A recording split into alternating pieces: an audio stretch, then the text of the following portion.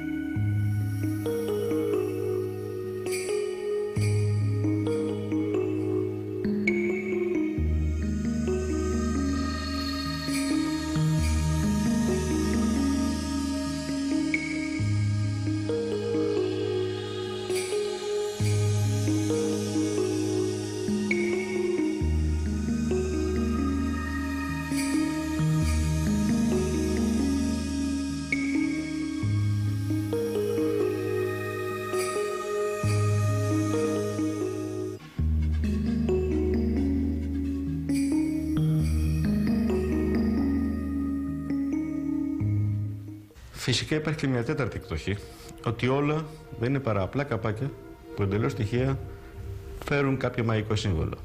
Τυχαία, όλα σε αμέτρητες παραλλαγές με το αυτό μοτίβο. Μπορεί να είναι και έτσι. Τελική κρίση θα είναι δική σας. Αν είναι και κάτι άλλο. Καλό θα ήταν να μην αρχίσουν να εξαφανίζονται από κυνηγούς ενθυμίων. Αυτό για το καλό της δικής μας έρευνας και ίσως και για το δικό σας.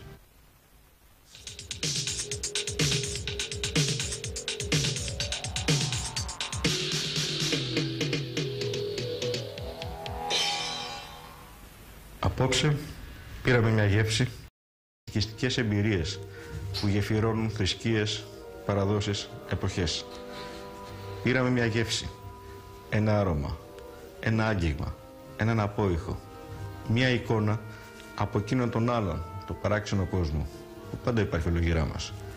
Αναρωτιέστε ίσως ποιος είναι ο πιο πραγματικός. Σοβαρά περιμένετε να σας δώσουμε μια πιο σαφή απάντηση από εκείνη που ήδη σας έχουμε δώσει. Εγώ θα ρωτούσα κάτι άλλο.